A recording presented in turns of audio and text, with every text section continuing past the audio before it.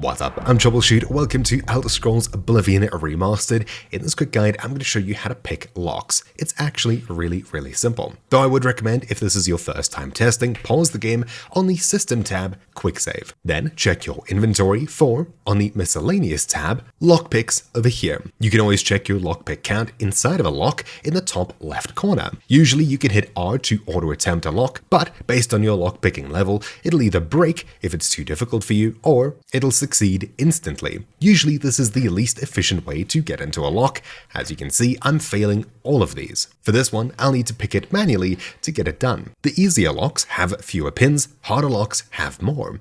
If you happen to fail one of the pins, it'll reset all of them. You'll use A and D to move the lockpick between different pins, and you'll use W as such, or your mouse, moving it upwards, to kick each pin. You'll notice that pins usually fly up and then slowly move down, then on the next one, fly up and quickly move down. Usually they'll alternate between fast and slow in a certain pattern, so what I'd recommend you do is, while you're lockpicking, kick it up a few times and try to pick up on the pattern. The pattern's sometimes different between pins, as such. This one's fast and slow very reliably, but some of these other ones are in between. Slow, medium, super slow, slow, fast. Just kick it a few times to try and learn its pattern, and then predict when a slower movement is happening. When one is, you'll want to hit spacebar to lock the pin in place when it's almost at the very top of the chamber.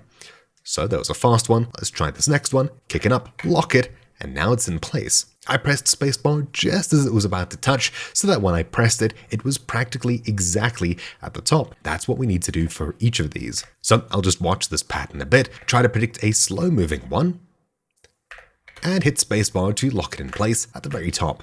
It's actually very simple. If you happen to fail one of them, like that, usually all of the pins reset and you have to start from the beginning again. The pattern doesn't change though.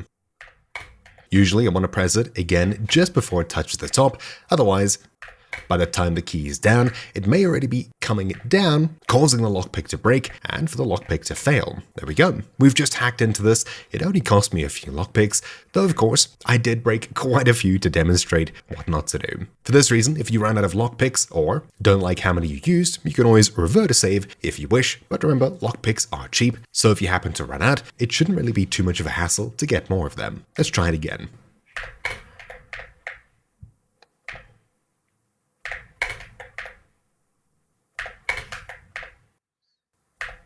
And there we go, super easy. Not one broken, and the more you practice, the better you'll get. Also, not to mention, the higher your lockpicking level, usually the slower the pins will fall, and the easier it'll be to play this little lockpicking minigame anyways. But yeah, that's really that. Hopefully you found this video useful. Thank you for watching, my name's been Troubleshoot, and I'll see you all next time. Ciao.